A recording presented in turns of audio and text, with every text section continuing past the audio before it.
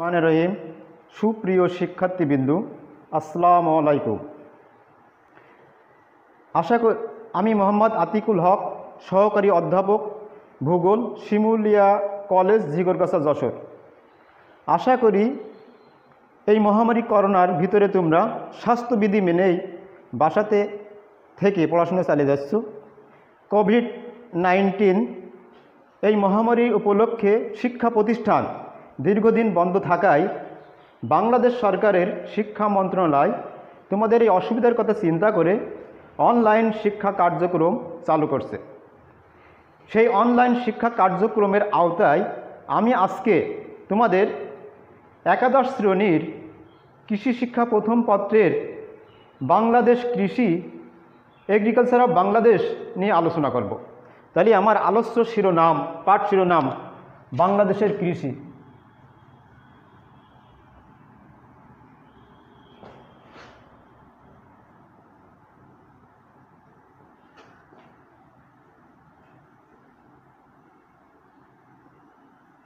বাংলাদেশের কৃষি এগ্রিকালচার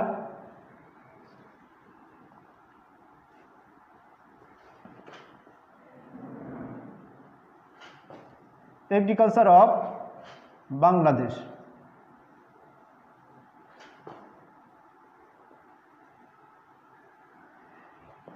বাংলাদেশের কৃষি এগ্রিকালচার অফ বাংলাদেশ।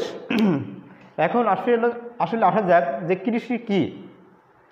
আমরা জানি বাংলাদেশ একটি কৃষি প্রধান দেশ। এদেশের শতকরা ৮০ জন লোক প্রত্যক্ষ পরোক্ষভাবে কৃষিকাজে নিয়োজিত থেকে জীবিকা নির্বাহ করে। কিন্তু সভ্যতার ক্রমবিকাশের সাথে সাথে মানুষের জীবনযাত্রা মান বৃদ্ধিতে মানুষের কর্মকাণ্ড কিছুটা পরিবর্তন ঘটেছে। সেই উপলক্ষে মানুষ কৃষি থেকে চাকরি, ব্যবসা, শিল্প বিভিন্ন পেশায় নিয়োজিত আছে এবং 2017-18 শিক্ষাবর্ষে লক্ষ্য করা যায় যে বাংলাদেশের শতকরা 62% লোক প্রত্যক্ষ পরোক্ষভাবে কৃষিকাজে নিয়োজিত থেকে জীবিকা নির্বাহ করে এবং 2017-18 অর্থ বছরে জিডিপিতে কৃষি খাতের অবদান 14.23%। এখন আলোচ্য বিষয় কৃষি থেকে আমরা যেগুলো শিখব সেগুলো এখন আমি তোমাদেরকে দেখাই। শিখন ফল।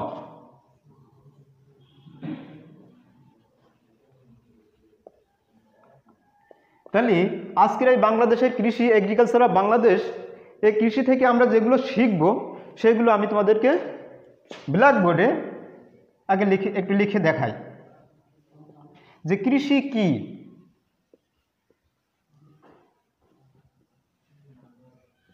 কৃষি কি অবলিক কৃষি সংজ্ঞা।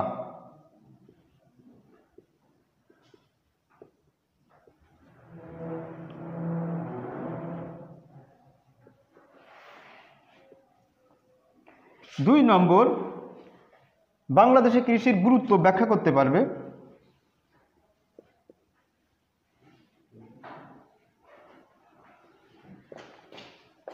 বাংলাদেশে কৃষির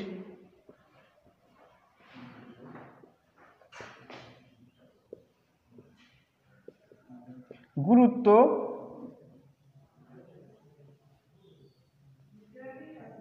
ব্যাখ্যা করতে পারবে।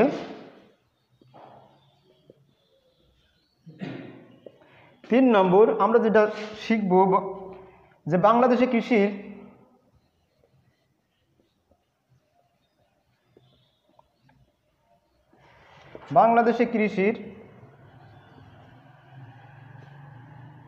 ক্ষেত্র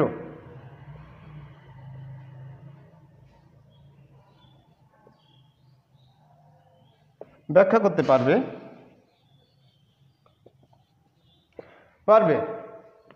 তাহলে আমি এখন প্রথমত কৃষি কি বা কৃষি সংজ্ঞা এটা নিয়ে আলোচনা করি। কৃষির ইংরেজি শব্দ হলো এগ্রিকালচার। এগ্রিকালচার শব্দটি ল্যাটিন শব্দ থেকে এসছে এবং এগ্রিকালচার শব্দটি দুইটা খণ্ডে বিভক্ত করা হয়েছে এখানে।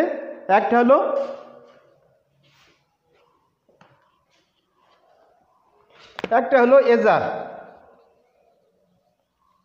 এজার অর্থ ক্ষেত্র অথবা ফিল্ড,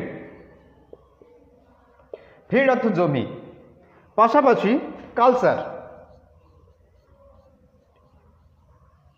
কালচার কালচার অর্থ চাষ এবং অবলিক কাল্টিভেশন, CULTIVATION, কাল্টিভেশন অর্থ চাষ। সুতরাং দুইটি শব্দ যখন একত্রে করা হয় এজার এবং কাল্টিভেশন বা কালচার, তখন একত্রে হয় এগ্রিকালচার। এর থেকে আমরা বুঝতে পারি এগ্রিকালচার অর্থ জমি আর কালচার অর্থ ক্ষেত্র বা চাষ। সুতরাং এগ্রিকালচার অর্থ জমি চাষ। তাহলে আমরা সংজ্ঞা এভাবে বলতে পারি, জমি চাষের ফলে ফসল উৎপাদন করাকেই কৃষি বলে। কিন্তু সময়ের ব্যবধানের সাথে সাথে কৃষির সংজ্ঞারও কিছুটা পরিবর্তন সাধিত হয়েছে। এখন আর সেই শুধুমাত্র ফসল চাষ, জমি চাষ করে ফসল উৎপাদন করাকেই কৃষি বলে না, পাশাপাশি কৃষির ক্ষেত্র প্রসারিত হয়েছে। যেমন মৎস্য চাষ, পশুপালন, পোলট্রি পালন, বনায়ন, এগুলো সম্মিলিত রূপ হলো কৃষি। তাহলে আমরা কৃষির সংজ্ঞাটা বর্তমানকালে কৃষির সংজ্ঞাটা সম্প্রসারিত সংজ্ঞাটা এইভাবে দিতে পারি যে জমি চাষ করে ফসল উৎপাদন, পশুপালন, মৎস্য চাষ, পোলট্রি পালন ও বৃক্ষরোপণ এর মাধ্যমেই কৃষি কর্মকাণ্ড কৃষির কর্মকাণ্ড নিহিত। সুতরাং আমরা কৃষি কি এটা জানলাম বা কৃষির সংজ্ঞা আমরা বলতে পারলাম। এবার আসা যাচ্ছে কৃষি শিক্ষা কি। কৃষি শিক্ষা আমরা বলতে সেইটাকে বুঝি যে কৃষির সার্বিক কর্মকাণ্ড যে বিজ্ঞানে আলোচনা করা হয় তাকে কৃষি শিক্ষা বলে। কৃষি শিক্ষা বর্তমান কৃষি কর্মকাণ্ডকে ত্বরান্বিত করেছে বা বেগবান করেছে। তাহলে আমরা কৃষি শিক্ষা কি এটা জানলাম। এর বাংলাদেশের কৃষির গুরুত্ব, বাংলাদেশের কৃষির গুরুত্ব, importance of agriculture, importance of Bangladesh বা ইম্পর্টেন্স অফ এগ্রিকালচার, কৃষির গুরুত্ব। এবার আমরা কৃষির গুরুত্ব আলোচনা করতে পারি। কৃষির গুরুত্ব, মানুষের মৌলিক চাহিদার সাথে কৃষি ওতপ্রোতভাবে জড়িত। সেই দিক থেকে কৃষির গুরুত্ব অপরিসীম।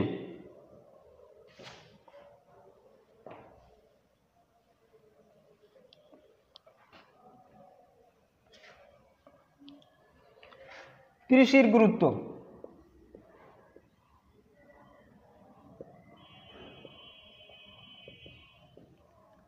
কৃষির গুরুত্ব, কৃষির গুরুত্ব অপরিসীম। কৃষির গুরুত্ব হিসাবে আমরা এখানে অনেকগুলো পয়েন্ট উপস্থাপন করতে পারি। যেমন 1 নম্বর পয়েন্ট হিসেবে আমরা দেখি খাদ্য। খাদ্য বিশেষ করে আমাদেরকে সুস্থ সবল থাকার জন্য খাদ্যের প্রয়োজন অপরিসীম। আর এই খাদ্যের যোগানদাতা হলো কৃষি। আমরা এই কৃষি থেকে বিশেষ করে আমিষ, শর্করা, চর্বি, ভিটামিন ও খনিজ লবণ কৃষি থেকে পেয়ে থাকি, যা আমাদের দেহকে সুস্থ সবল বিভিন্ন কর্মকাণ্ডে করতে সহযোগিতা করে। এক্ষেত্রে কৃষি আমাদের গুরুত্বপূর্ণ ভূমিকা পালন করে। 2 নম্বরে আমরা বলতে পারি বস্ত্র। বস্ত্র বিশেষ করে আমাদেরকে সভ্য জগতে বসবাস করতে গেলে বা লজ্জা নিবারণের জন্য বস্ত্র অপরিহার্য। আর এই বস্ত্রের উপাদানগুলো আমরা কৃষির কাছ থেকে পেয়ে থাকি। এই কারণে কৃষি আমাদেরকে গুরুত্বপূর্ণ ভূমিকা পালন করে। পৃথিবীর বিশেষ করে 8 জাতীয় ফসলের মধ্যে শতকরা 70% তুলা থেকে আসে, যে তুলা আমরা কৃষির মাধ্যমে চাষ করে পেয়ে থাকি। এক্ষেত্রেও কৃষি গুরুত্বপূর্ণ ভূমিকা পালন করে। 3 নম্বরে আমরা বলতে পারি খাদ্য, বস্ত্র, বাসস্থান।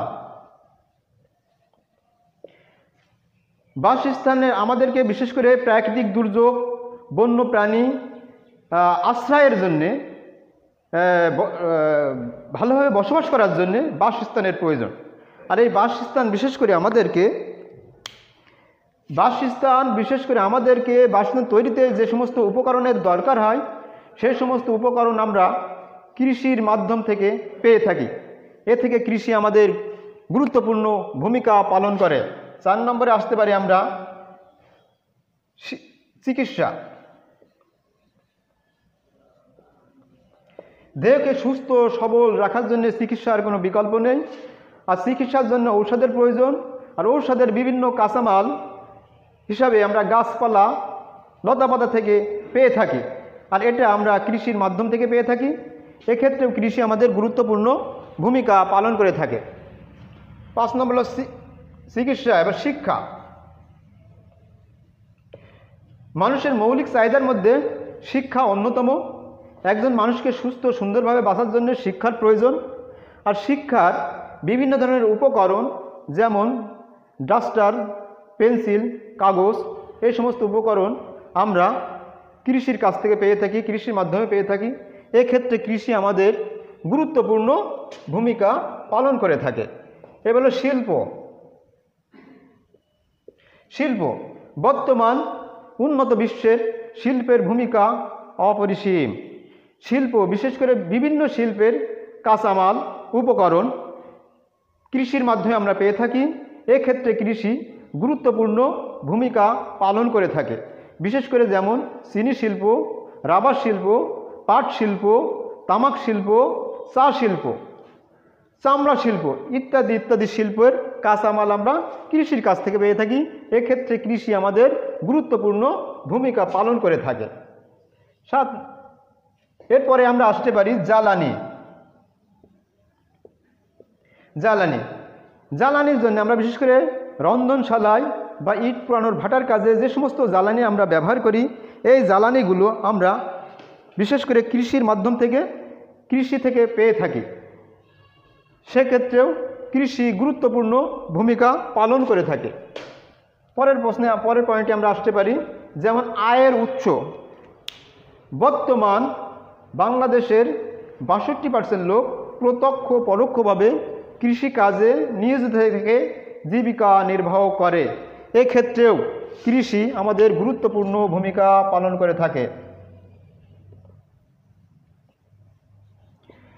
বৈদেশিক মুদ্রা অর্জন।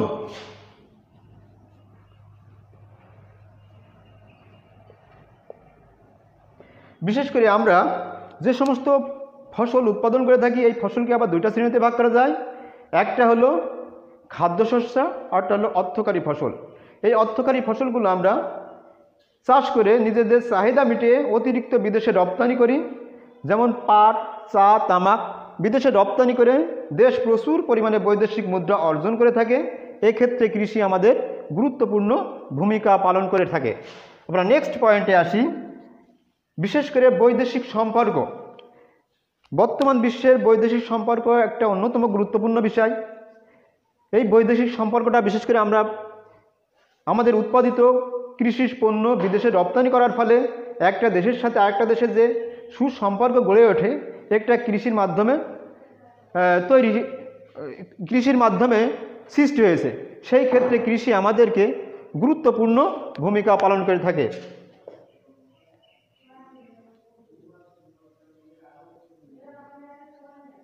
বৈদেশিক সম্পর্ক।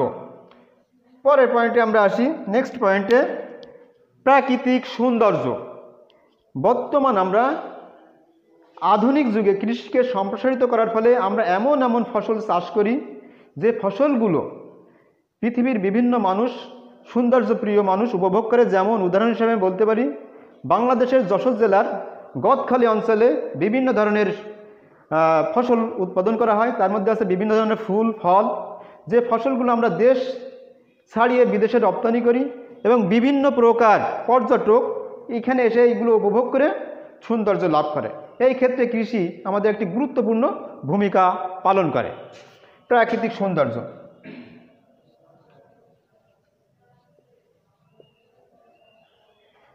পরের পয়েন্টে আমরা আসি, নেক্সট পয়েন্টে প্রাকৃতিক ভারসাম্য।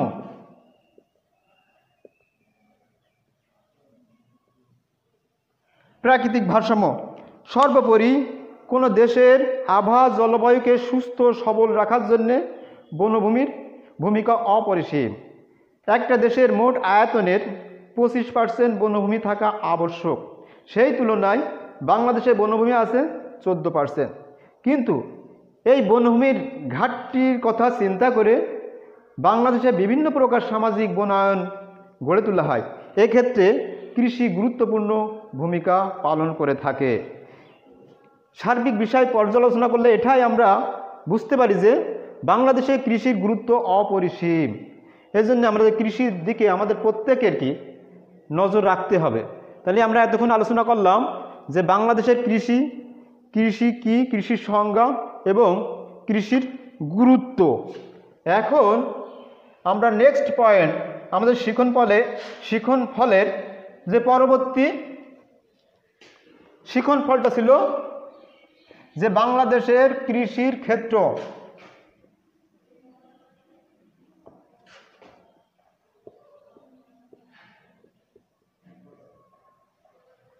বাংলাদেশের কৃষির ক্ষেত্র যে এগ্রিকালচার সেক্টরস অফ বাংলাদেশের কৃষির ক্ষেত্র। তাহলে আমি কিছুক্ষণ আগে সংজ্ঞা আলোচনা করার ভিতরে বলছিলাম যে এগ্রিকালচার শব্দটি মূলত এজার এবং কালচার এই দুটি শব্দের সম্মিলিত রূপ, সুতরাং এগ্রিকালচার। এখানে এজার বলছিলাম যে ক্ষেত্র আর কালচার বলছিলাম চাষ, সুতরাং এই দুটো শব্দ যদি একত্রিত করা হয় তাহলে দাঁড়ায় যে জমি চাষ। তাহলে জমি চাষ করে ফসল উৎপাদন করাই হলো কৃষি। কিন্তু সভ্যতার ক্রমবিকাশের সাথে সাথে কৃষির পরিধি বৃদ্ধি পাওয়ায় কৃষির ক্ষেত্রেও কিছুটা পরিবর্তন লক্ষ্য করা যায়। এখন শুধু জমি চাষ করেই ফসল উৎপাদন করাই কৃষি কর্মকাণ্ড নয়, পাশাপাশি ক্ষেত্রটাও প্রসারিত হয়েছে।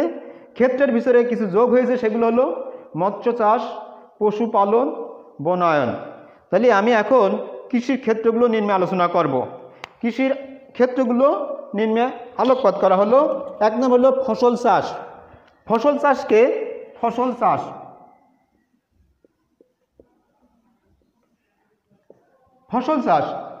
চাষকে আমরা আবার দুইটা ভাগে ভাগ করতে পারি। একটা হলো মাঠ ফসল, একটা হলো উদ্যান ফসল।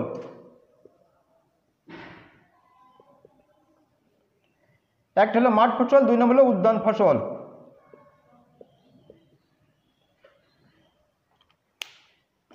মাঠ ফসল বলতে আমরা কি বুঝি? মাঠ ফসল বলতে আমরা সেটাকে বুঝি যে ফসলটা খোলা মাঠে বিস্তীর্ণভাবে চাষাবাদ করা হয় তাকে মাঠ ফসল বলে। যেমন ধান, পাট, গম, ছোলা, মুসুর ইত্যাদি।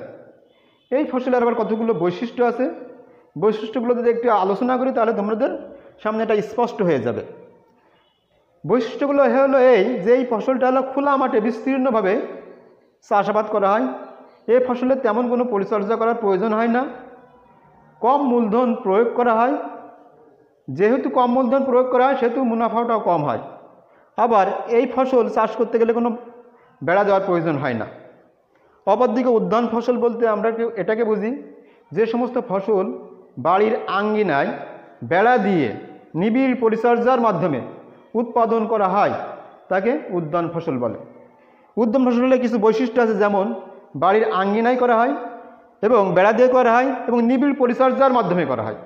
এবং এই ফসলগুলো বেশ মূলধন প্রয়োগ করা হয় এবং এর থেকে যেভাবে মূলধন প্রয়োগ করা হয় বা বিনিয়োগ করা হয় ফিডব্যাকটা তদ্রূপ পাওয়া যায়, যেমন মুনাফাটাও বেশি হয় এবং এটা নিবিড় পরিচর্যার মাধ্যমে সম্ভব হয়। তাহলে আমরা বুঝলাম যে ফসল চাষ। এরপরে আসি, এটা হলো ফসল চাষ ও কৃষির একটা ক্ষেত্র বা আওতা। দ্বিতীয় নম্বর হলো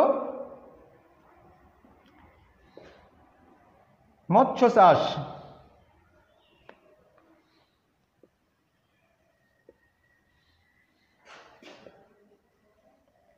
ফিশারিজ, মৎস্য চাষ। বিশেষ করে আমাদের আমিষের চাহিদা মেটানোর ক্ষেত্রে মাছের গুরুত্ব অপরিসীম। আমরা যে পরিমাণ আমিষ দরকার তার 60% আমিষ এই মাছ থেকে আসে। সুতরাং মৎস্য বলতে আমরা এটাকে বুঝি যে শীতল রক্ত বিশিষ্ট জলজ প্রাণী যারা ফুলকার সাহায্যে শ্বাস প্রশ্বাস নেয় এবং পাখনার সাহায্যে চলাফেরা করে তাকে মৎস্য বলে। এই মৎস্য হলো কৃষির অন্যতম একটি ক্ষেত্র বা আওতা। বর্তমান 2017-18 অর্থ বছরে জিডিপিতে এই কৃষি খাতে মৎস্য চাষের অবদান হলো 3.60%। তাহলে মৎস্য চাষ হলো কৃষির একটি ক্ষেত্র। আমরা নেক্সটে আসি পশুপালন।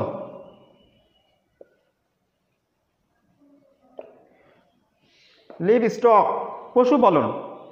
পশুপালনও বর্তমান আর্থসামাজিক উন্নয়নে গুরুত্বপূর্ণ ভূমিকা রেখে চলেছে।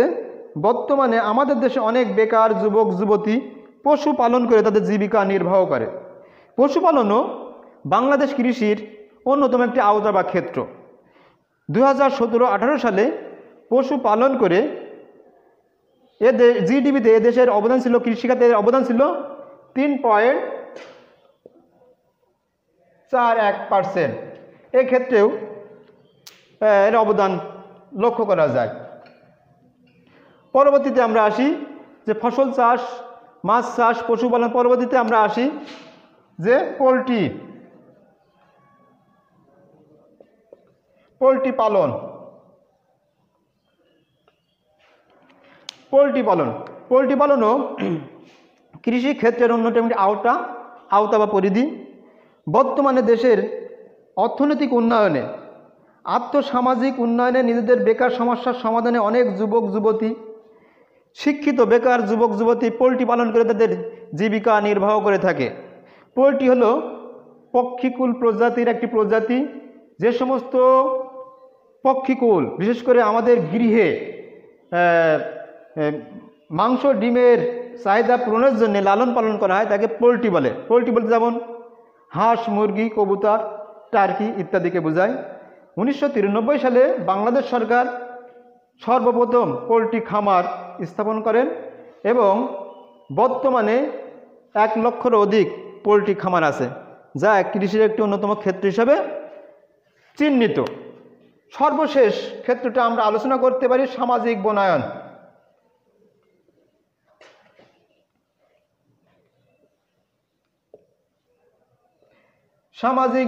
Social forestry. সামাজিক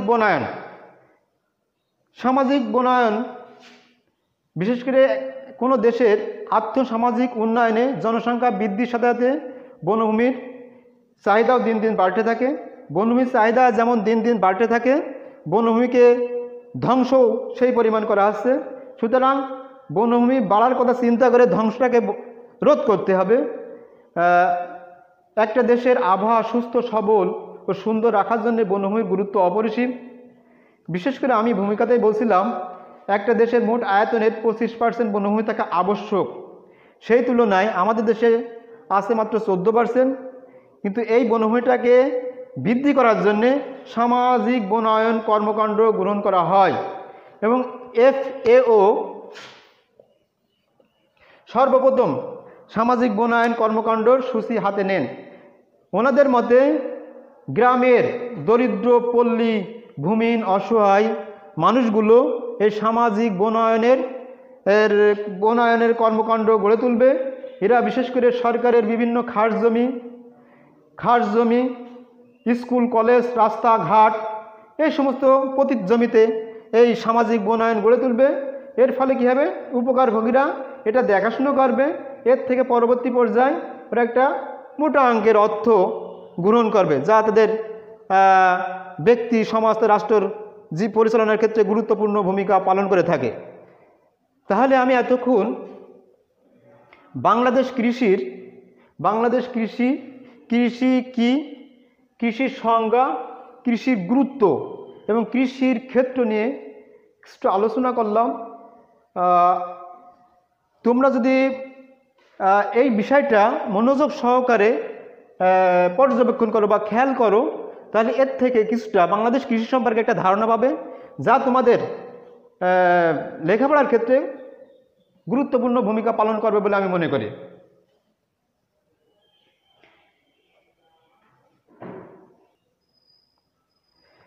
সুপ্রিয় শিক্ষার্থী বিন্দু, তা আমি এতক্ষণ বাংলাদেশের কৃষির পটভূমি এই কৃষি এগ্রিকালচার অফ বাংলাদেশ এর শিখন ফল যে কৃষি কি, সেক্ষেত্রে তোমাদেরকে মনোযোগ আকৃষ্টের জন্যে কিছু তথ্যবহুল আলোচনা করলাম। পাশাপাশি বাংলাদেশ কৃষির গুরুত্ব, ইম্পর্টেন্স অফ এগ্রিকালচার এর গুরুত্বে আমি যেগুলো পয়েন্ট উল্লেখ করলাম, এই পয়েন্টগুলো তোমরা পাঠ্য বইয়ের সাথে মিলিয়ে একটু খেয়াল করলেই দেখতে পাবে। পাশাপাশি বাংলাদেশে কৃষির ক্ষেত্র বা আওতা, বিশেষ করে ফসল চাষ, মৎস্য চাষ, পশুপালন, পোলট্রি, সামাজিক বনায়ন সম্পর্কে আলোচনা করলাম। তোমরা এই ক্লাসটা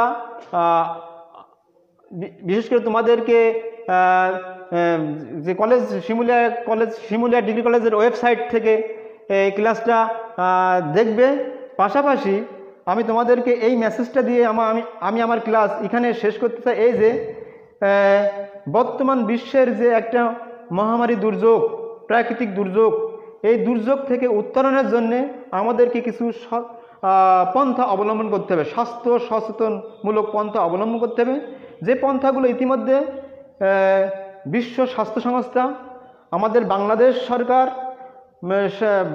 সরকারের স্বাস্থ্য অধিদপ্তর, পাশাপাশি শিক্ষিত সচেতন মহল, সর্বশেষ আমি তোমাদেরকে এই মেসেজ দিতে চাই যে এই দুর্যোগকে মোকাবেলা করার জন্যে বিশেষ করে কিছু স্বাস্থ্যবিধি মেনে চলতে হবে।